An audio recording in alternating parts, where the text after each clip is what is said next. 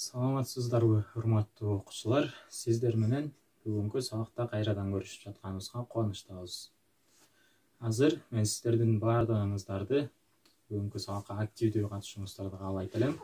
Ал үчүн мен менен чогуу азыр төмөнкү сөздөрдү айтыңыздар. Мен азыр физика сабагында отурам. Менин баардык оюм, көңүлүм физика сабагында. Мен башка баардык эч нерсени ойлонбойм. Башка баардык нерсенин баарын сабак бүткөндөн кийин гана ойлоном. Азаматсыздар, эмесе бүгүнкү сабакка киришели.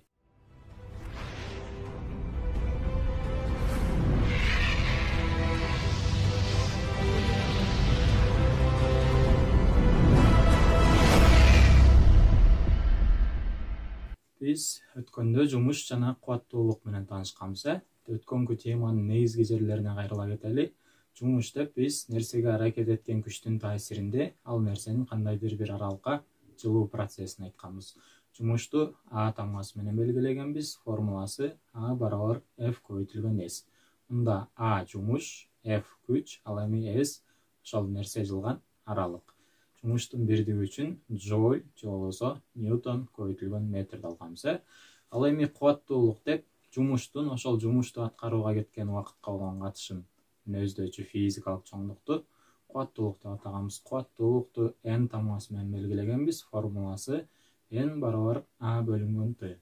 Мында N кубаттуулук, А жумуш, ал эми Т ошол жумушту аткарууга кеткен убакыт.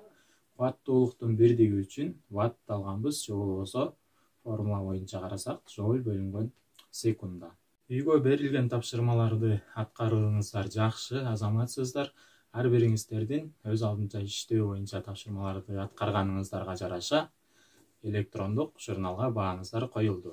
Эмесе баарыбыз даяр болсок, бүгүнкү сабагыбыздын темасын жазып алалы. Бүгүнкү темабыз энергия, механикалык энергиянын түрлөрү, шамалдын жана суунун энергияларын турмушта пайдалануу. Мынакей балдар, тема менен тааныш болдук. Эми уксаң унутасың, көрсөң эстейсиң, кылсаң билесиң демекчи, экранга жакын келип, теманын эң маанилүү, мазмундуу жерлерин дептериңиздерге жазып отуруңуздар.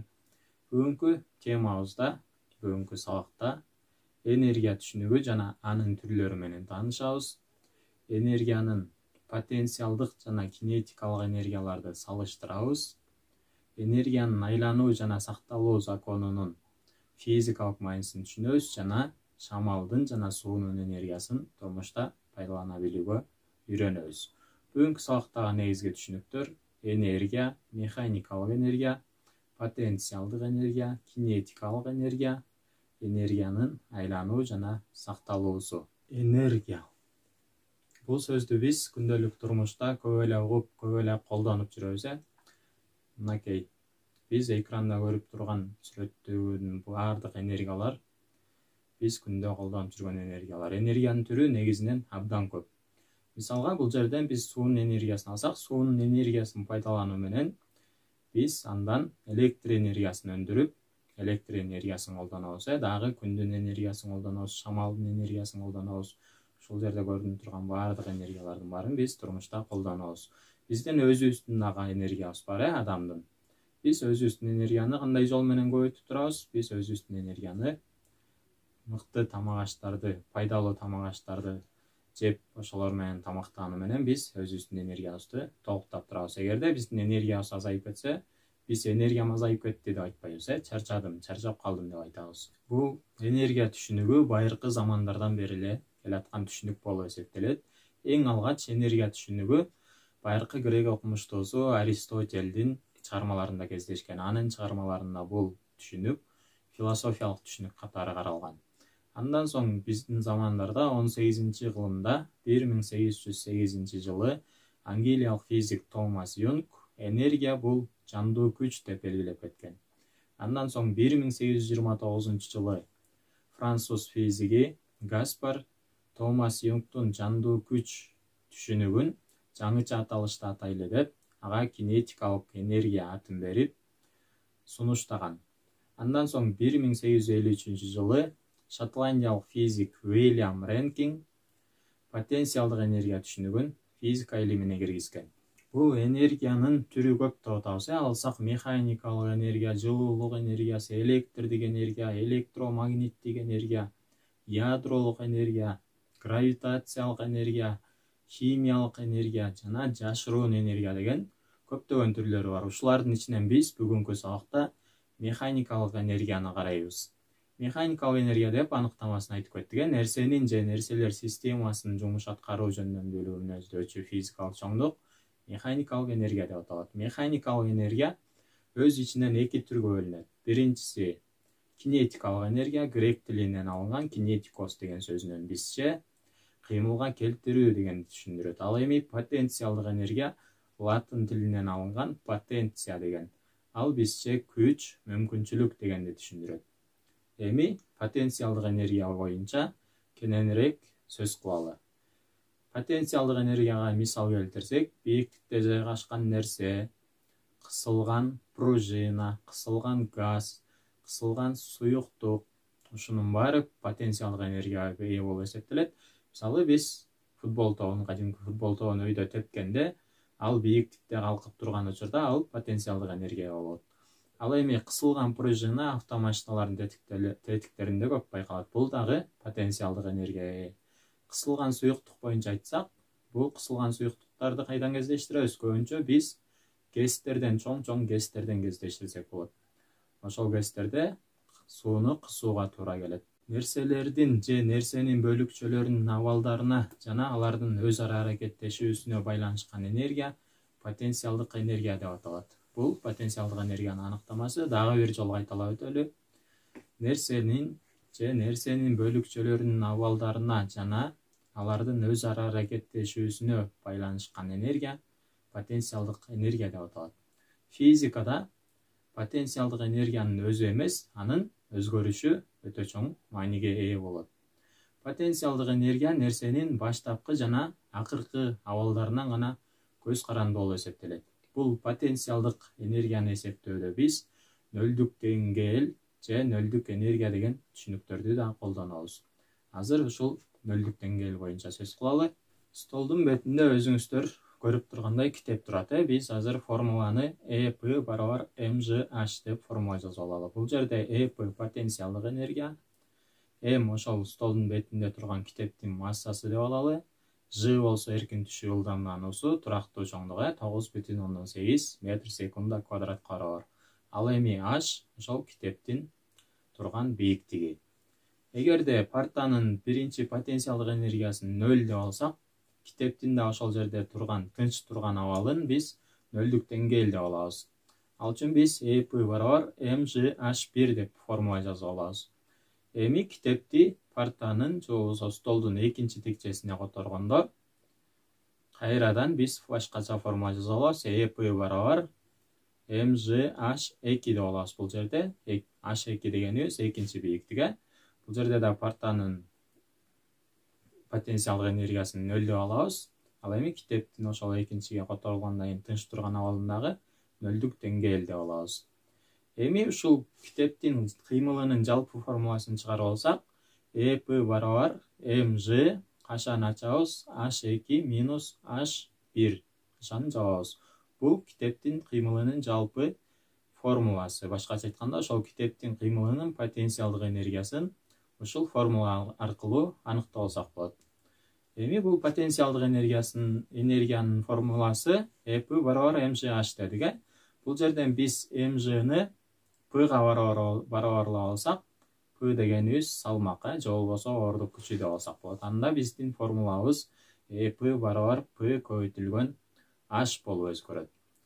Ушуларды эске алуу менен биз потенциалдык энергиянын бирдигин чыгарып алсак, ЭП барабар 1 ньютон көбөйтүлгөн метр барабар 1 джоуль деп алабыз. Демек, биздин потенциалдык энергиянын бирдиги катары джоуль деп алат экенбиз. Эми бир аз мээни сергитип, мээңиздерге чабуул кылып көрөлү. Азыр сиздерге суроо берем. Сүрөттө көрүнүп турган замбиректен атылып чыккан ок траекториянын кайсы чекитинде эң жогорку потенциалдык энергияга ээ болот? Төмөндө варианттардын бирин тандаңыздар. Азаматсыздар, туура тандадыңыздар деп ойлойм. Бул б чекитинде, себеп дегенде потенциалдык энергия бийиктикке түз пропорциялаш болгондуктан нерсе канчалык бийик көтөрүлсө, анын потенциалдык энергиясы ошончолук жогору болот. Демек, биздин замбиректен атылып чыккан огубуз б чекитинде эң жогорку чекте болот, башкача айтканда, эң жогорку бийиктикте. Ошондуктан биздин потенциалдык энергиябыз б чекитинде эң жогорку болуп эсептелет. Эми балдар, кинетикалык энергия боюнча сөз кылалы. Кыймылдагы нерсенин энергиясы кинетикалык энергия деп аталат. Бул биздин биринчи аныктамабыз. Дагы аныктама берсек, кыймылдагы нерсенин жумуш аткаруу жөндөмдүүлүгүн мүнөздөчү физикалык чоңдуктагы кинетикалык энергия деп аталат. Мисалы, бул жерден биз топту алсак, топту биз тепкенде ал кыймылдайт дагы кинетикалык энергияга ээ болот. Бул жерде биз бала кезде ойноп жүргөн балдардын оюну, бул жерде дагы эки баланын кыймылы эмне болот экен? Кинетикалык энергияга ээ болот экен. Жамгырдын жаашы дагы кинетикалык энергияга ээ болот экен. Жамгыр себеп дегенде кыймылдап атат. Бул жерде байкебиз шашып жумушуна чуркап баратат. Мында дагы эмне болот? Байкебиз чуркап баратат да кыймылдап кинетикалык энергияга ээ болот. Андан кийин мынакей бул жерде канаттын учушу, бул дагы эмне экен? Кинетикалык энергияга ээ болот экен. Самолеттун учушу, мунун баары кинетикалык энергияга ээ болуп ошого мисал болот экен. Мисалы, ушул жердегинин баардыгы кыймылдайт экен да, алар эмне болот экен? Кыймылдоонун негизинде жумуш аткарып, анан кинетикалык энергияга ээ болот экен. Эми кинетикалык энергиянын формуласын карасак, ЭК барабар МВ квадрат бөлүнгөн 2. Бул жерде ЭК кинетикалык энергия, М нерсенин массасы, ал эми В нерсенин ылдамдануусу. Мисалы, мынакей самолетту алсак, самолет кандайдыр бир кыймыл менен учат дагы, ал учуп баратып ылдамдыкка ээ болот, анан бийиктикке да ээ болот. Машинаны алсак, машина да жүрүп баратканда кандайдыр бир ылдамдыкка ээ болот. Аба шаарын алсак, бул жердеги аба шаарын алсак, аба шаары дагы учуп баратканда кыймылга ээ болуп, кандайдыр бир ылдамдыкка да ээ болот, кайра бийиктикке да ээ болот. Бул жерден биз кандай жыйынтыкка келебиз? Бул жерден мынакей самолет менен аба шаарын алсак, алар кинетикалык энергияга да ээ болуп атат, кайра бийиктик менен байланышып потенциалдык энергияга да ээ болуп калып атат. Демек, биз бул жерден кандай жыйынтыкка келебиз? Бул жерден биз толук механикалык энергия деген түшүнүктү алабыз. Бул жерде ошол кинетикалык энергия менен потенциалдык энергиянын суммасы толук механикалык энергияны берет. Эми балдар, энергиянын айлануу жана сакталуу законуна киришели. Толук механикалык энергия деп айтып кеттик, кинетикалык жана потенциалдык энергиянын суммасы толук механикалык энергияны берет. Эми азыр силер элестеткиле. Биз баскетбол полясындабыз, башкача айтканда талаасындабыз. Колубузда баскетбол тобу бар. Бул топту биз ээлегенде анын өзүнүн энергиясы болот. Анын энергиясы, биз аны ээлегенде, ал топ өйдө көтөрүлгөндө анын кинетикалык энергиясы төмөндөйт да потенциалдык энергиясы жогорулайт. Себеп дегенде ал бийиктикке көтөрүлүп атат. Ал эми кайра ылдый түшүп баратканда тескерисинче анын потенциалдык энергиясы төмөндөп, ал эми кинетикалык энергиясы эмне болот экен? Жогорулайт экен. Мынакей ушул жерде энергиянын бир түрдөн экинчи түргө өтүшүн же болбосо айлануусу жөнүндө сөз кылып атабыз. Демек, жыйынтык чыгарсак, бар энергия жоголбойт, жоктон бар болбойт. Ал бир түрдөн экинчи түргө же бир формадан экинчи формага гана өтөт. Бул энергиянын айлануу жана сакталуу закону. Бул энергиянын сакталуу жана айлануу закону жаратылышта эң негизги закондордун бири болуп эсептелет. Бул закон 18-кылымда орус окумуштуусу Ломоносов тарабынан белгиленген. Андан соң 100 жылдан кийин Роберт Майер, Джоуль аттуу окумуштуулар аны тажрыйба жүзүндө аныктап кетишкен. Бир аз чарчап кеттиңиздер окшойт, урматтуу окуучулар. Азыр бир аз физ минутка кылалы. Жаныңыздарда топ болсо, колуңуздарга алыңыздар дагы. Ээлеңиздер ошол топту. 20 жолу ээлеңиздер. Эмесе баштадык.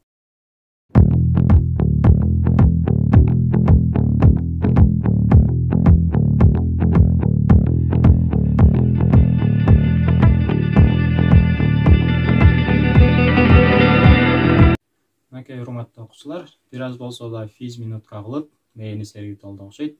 Бул физминутканы жөндөн-жөн жасаган жокпуз, эмне максатта жасаганыбызды түшүндүңүздөрбү? Бул физминутканы жазуу менен биз, башкача айтканда ошол топ тегелөө менен биз азыр эмне кылдык? Энергиянын айлануу жана сакталуу законун өз колубуз менен жасап көрдүк, тажрыйба жүзүндө десек болот. Эми темабызды улайлы. Теманы андан ары карай улантсак, миңдеген жылдардан бери адам баласы аккан суунун энергиясын ар түрдүү максаттар үчүн пайдаланып келет. Жер жүзүндө суунун энергиясынын кору, башкача айтканда запасы абдан көп. Суунун улуу айланыш процесси күн нурунун таасиринде жүрөт. Күн нурунун таасиринде океан, көл, деңиздердин суусу бууга айланып атмосферанын жогорку катмарына чыгып, булутту, туманды пайда кылат. Кайра ал булуттан жамгыр, өткүн, кар түрүндө кайра жерге келип түшөт. Ар бир тоодон аккан суу, ар бир өзөн, ар бир дарыя кандай болбосун керектүүгө зарыл болгон энергиянын булагын бере алат. Суунун энергиясы абдан көп деп атабыз, балдар. Бул жерден эң ири КЭСтерден айта кетпесек болбойт. КЭС дегенибиз гидроэлектр станция.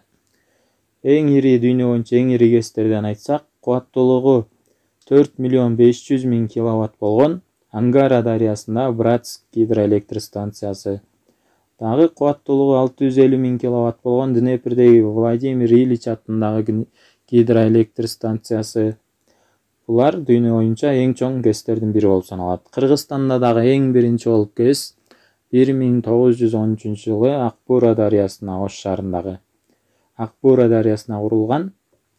Анын гидробарасынын кубаттуулугу 180 милливатт. Ал эми генераторунун кубаттуулугу болсо 55 милливатт болгон. Эми балдар, силерге суроо. Нарында кандай КЭСтер бар?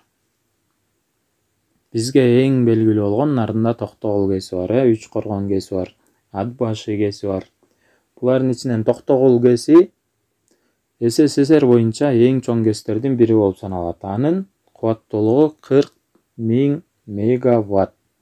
Ал эми Үч Коргон КЭСинин кубаттуулугу 180 мегаватт. Булар азыркы учурга чейин иштеп, бизди электр энергиясы менен камсыз кылып атат. Биз сабактын башында айтып кеткенбиз. Суунун энергиясын пайдаланып, андан биз электр энергиясын өндүрүп пайдалана алабыз дегенбиз. Азыркы учурда болсо КЭСтерде иштеп жатат деп атабыз. Суунун энергиясын КЭСтер, гидроэлектр станциялар иштеп жатат деп атабыз. Ал эми ага чейин КЭСтер курула электе суунун энергиясы кадимки суу тегирмендерде пайдаланылган.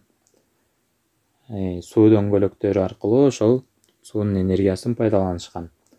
Биз потенциалдык энергияга бардык бийиктикке көтөрүлгөн нерселер ээ болот деп бүгүнкү сабакта билдик. Демек, бул сууга дагы тиешелүү. Суу дагы потенциалдык энергияга ээ болот. Мисалы, H бийиктиктен көтөрүлгөн М массадагы суу МЖH потенциалдык энергиясына ээ. Ал эми ал суу бийиктиктен, ошол H бийиктиктен түшүп жатканда, анын потенциалдык энергиясы кинетикалык энергияга айланат. Бул жерден дагы биз энергиянын айлануу жана сакталуу законун көрүп атабыз. Бул жерде суунун ошол бийиктиктен түшүп жатканда, анын кинетикалык энергиясы ылдамдыгы жогорулагандыктан анын кинетикалык энергиясы жогорулайт. Бул суунун энергиясын элде ак көмүрдүн энергиясы деп да атап коюшат. Суунун энергиясы боюнча бир аз болсо да түшүнүк алдык. Эми шамалдын энергиясы боюнча сөз кылсак, кыймылдагы абанын, башкача айтканда шамалдын энергиясын пайдалануу үчүн курулган түзүлмөлөр жел кыймылдаткычтары деп аталат. Бул шамалдын энергиясын адамдар кээде көк көмүрдүн энергиясы деп да атап коюшат. Шамалдын энергиясын жел тегирмендерде, тереңдиктен сууну соруп чыгарууда, айыл чарба жумуштарын аткарууда көп колдонобуз. Шамалдын энергиясы негизинен энергиянын эң арзан булагы болуп эсептелет. Бирок бул шамалдын туруксуздугунан биз аны ийгиликтүү колдоно албайбыз. Себеп дегенде, шамал кээде болот, кээде болбой токтоп калат. Ошондуктан биз аны ийгиликтүү колдоно албайбыз. Негизинен азыркы кезде ошол өнөр жайы менен айыл чарбасында шамалды пайдалануу үчүн ага көбүрөөк көңүл бурула баштады. Өнүккөн өлкөлөрдү карасак, ал жакта шамалдын энергиясын пайдаланганын көрүп жүрөбүз биз. Азыркы учурдагы ошол жел кыймылдаткычтары шамалдын багыты өзгөргөндө анын жумушчу дөңгөлөгүн ошол шамалдын багытын карай автоматтык түрдө айландыруучу тетиктер менен жабдылган. Бул жакшы көрүнүш. Шамал кандай багытка бурулса, биздин жел кыймылдаткычтар дагы ошол багытка бурулуп, шамалдын энергиясын колдонууга мүмкүнчүлүк берет. Окей, урматтуу окуучулар, ушинтип сабагыбыздын аягына да чыгып баратабыз. Демек, биз бүгүн энергиянын түрлөрү менен тааныштык, алардын маанисине түшүндүк, физикалык маанисин билдик. Ал энергиялардын биздин турмушта кандай ролду ойнойт экенин түшүндүк. Эми сиздерге үйгө тапшырма, биринчи тапшырмабыз ушул биз өткөн теманы кайрадан кайталап окуйбуз. Экинчи тапшырмабыз биздин айылда шамалдын энергиясын кандай максатта колдонсок болот деген темада эссе жасабыз. Ушинтип биздин сабагыбыз дагы аягына келип баратат. Азыр болсо алаканды ачабыз дагы бүгүнкү сабакта өтүлгөндөрдү эстеп калуу менен өзүбүзгө суроо берип, ошол суроолорго жооп беребиз. Биринчи чыпалактан баштайбыз. Эгерде ооба деп жооп берсеңиздер, ар бир манжаны улам бирден жумуп турасыздар, жок дегендер жумбайбыз. Бүгүнкү сабакты түшүндүмбү? Ооба дегендер чыпалакты жумабыз. Бүгүнкү сабакта өзүмө кандай жаңы пайдалуу маалыматтарды алдым? Бул суроолорго да жооп беребиз, аты жокту жумабыз. Бүгүнкү сабактагы өтүлгөн материалдарды эстеп калдымбы, эсиме туттумбу? Эгерде ооба десек, ортондо жумабыз. Бүгүнкү сабак жактыбы? Эгерде ооба десек, сөмөйдү жумабыз дагы, бизге бармак көрсөтүп коюңуздар. Окей, урматтуу окуучулар, ошентип бүгүнкү сабагыбыз да жыйынтыгына келип калды. Мен сабакты жыйынтыктап жатып, сиздердин энергияңыздар эч качан түгөнбөшүн каалайт элем. Эмесе, кийинки көрүшкөнгө чейин сак саламатта туруңуздар, аман болуңуздар.